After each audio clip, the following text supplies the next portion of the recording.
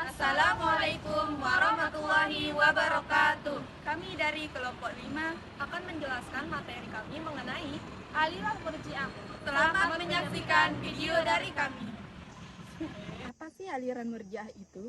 Aliran Murji'ah berasal dari kata irfa atau arja'a yang memiliki dua makna, yaitu menangguhkan dan mengakhirkan, serta memberikan harapan. Secara istilah, Murji'ah berarti menangguhkan vonis hukuman atas perbuatan seseorang hingga kelak diadili oleh Allah Subhanahu wa taala. Murji'ah juga berarti orang yang menunda penjelasan kedudukan seseorang yang bersengketa, yaitu Ali dan Muawiyah beserta pasukannya masing-masing pada hari kiamat. Muncul aliran Murji'ah. Golongan aliran Murji'ah pertama kali muncul di Damaskus pada akhir abad pertama Hijriah. Kemunculan ini dilatar belakangi oleh permasalahan politik dan ketuhanan. Asal-usul aliran Murji'ah yang pertama yaitu permasalahan politik. Munculnya aliran Murji'ah dilatar belakangi oleh permasalahan politik. Setelah terbunuhnya Khalifah Utsman bin Affan, umat Islam terpecah menjadi dua kelompok besar, yaitu kelompok Ali dan Muawiyah. Kemudian kelompok Ali terpecah menjadi dua golongan, yakni golongan yang setia membela Ali disebut Syiah dan golongan yang keluar dari barisan Ali disebut Muawiyah. Terjadi pertikaian antara Ali dan Muawiyah, diadakannya tahkim oleh usulan Amr bin As, seseorang kaki tangan Muawiyah. Golongan Syiah dan Khawarij menganggap bahwa tahkim bertentangan dengan Al-Quran. Yang kedua, permasalahan ketuhanan. Aliran Murji'ah muncul sebagai respon terhadap pandangan keras kaum Khawarij, terutama terkait persoalan ketuhanan atau teologi mengenai pelaku dosa besar. Kaum Khawarij berpendapat bahwa seseorang yang melakukan dosa besar dihukum kafir. Sebaliknya, Murji'ah menolak pandangan tersebut dan tetap menganggap pelaku dosa besar sebagai seorang mukmin. Karena menurut mereka, keputusan akhir dosa itu sepenuhnya berada di tangan Allah SWT. Apakah dia akan mengampuni atau menghukumnya kelak pada hari kiamat? Murji'ah menegaskan bahwa persoalan mengenai iman seseorang tidak dapat diputuskan oleh sesama makhluk, karena hanya Allah yang mengetahui keadaan iman seseorang.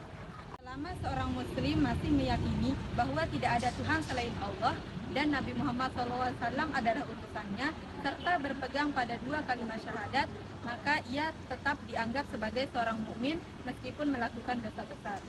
Baik, materi selanjutnya tentang doktrin-doktrin dalam aliran Murji'ah. Yang pertama, penundaan atau irja terhadap iman dan dosa. Menurut mereka, penilaian terhadap iman dan dosa ditunda sampai hari kiamat, karena hanya Allah yang berhak menilai dosa iman dan dosa seseorang. Yang kedua, iman terletak hanya di dalam hati. Murji'ah berpendapat bahwa iman hanya terletak di dalam hati. Jadi seseorang tetap dianggap beriman meskipun tidak beramal baik atau melakukan dosa besar, selama masih beriman kepada Allah Subhanahu wa taala. Yang ketiga, dosa tidak membatalkan iman. Menurut Murji'ah, orang yang melakukan dosa besar tidak keluar dari Islam atau tidak kafir. Berbeda pandangan dengan aliran Khawarij. Orang yang melakukan dosa besar tetap dianggap mukmin atau orang yang beriman. Orang yang memiliki dosa besar tetap dianggap beriman. Hanya saja imannya kurang sempurna dan nasibnya tergantung kepada Allah pada hari kiamat. Kemudian yang keempat, optimisme terhadap rahmat Allah. Mereka meyakini bahwa selama seorang masih beriman kepada Allah, maka nasibnya akan diampuni oleh Allah pada hari kiamat. Yang kelima, pemisahan antara iman dan amal. Mereka berpendapat bahwa selama seseorang masih membenarkan iman di dalam hatinya, maka iman tidak akan dipengaruhi oleh amal perbuatannya. Yang keenam, sikap netral terhadap perselisihan politik. Murji'ah lebih memilih tidak memihak siapapun dan menyerahkan urusan siapa yang benar kepada Allah, karena itulah golongan ini disebut sebagai golongan penunda keputusan. Baik, adapun tokoh-tokoh dalam aliran Murji'ah. Yang pertama ada Hasan bin Muhammad bin Ali bin Abi Thalib, salah satu tokoh pendiri Murji'ah moderat dan yang menolak perselisihan politik. Kemudian yang kedua ada Abu Hanifah, dianggap sebagai pendiri Murji'ah moderat dan salah satu tokoh penting dalam aliran ini. Kemudian yang ketiga ada Abu Yusuf, juga termasuk tokoh pendiri Murji'ah moderat. Kemudian yang keempat ada Hisham bin Syafwan, tokoh sentral dalam kelompok Murji'ah ekstrim, yaitu Al-Jamiyah, yang berpendapat bahwa iman dan kafir hanya terletak di dalam hati. 5. Ada Ghailan ad-Dimashqi, salah satu tokoh pembawa awal paham Murji'ah. Kemudian yang keenam ada Abu Hasan As-Sadili, salah satu tokoh penting dalam aliran ini. Selanjutnya, sekte-sekte di dalam kelompok Murji'ah. Sekte-sekte dalam kelompok Murji'ah muncul karena adanya perbedaan pendapat di kalangan para pendukung Murji'ah itu sendiri. Kaum Murji'ah dibagi menjadi dua golongan besar. Yang pertama, golongan moderat. Golongan moderat adalah golongan orang yang berpendapat bahwa jika seseorang melakukan dosa besar bukanlah kafir dan mereka tidak akan kekal di dalam neraka. Mereka akan tetap mendapatkan hukuman di dalam neraka sesuai dengan besar dosa yang mereka lakukan. Setelah menjalani hukuman, mereka akan keluar dari neraka. Bahkan mereka meyakini bahwa jika Tuhan mengampuni dosa mereka, mereka tidak akan masuk neraka sama sekali. Yang kedua, golongan ekstrim. Golongan ekstrim ini adalah orang yang berpendapat bahwa keimanan terletak di dalam hati mereka. Apabila seseorang telah meyakini bahwa tiada Tuhan selain Allah dan Rasulullah adalah utusannya, maka meskipun orang tersebut secara lahiriah menyatakan kekafirannya, menyembah berhala, memuja salib, dan mengakui trinitas, ia akan tetap dianggap sebagai mukmin yang paling sempurna di sisi Allah.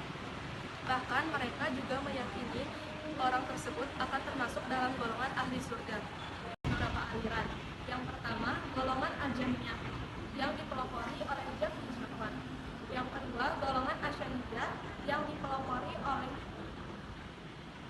Yang ketiga, golongan Al-Misyah. Golongan ini merupakan pengikut dari Ibnu An-Namiri.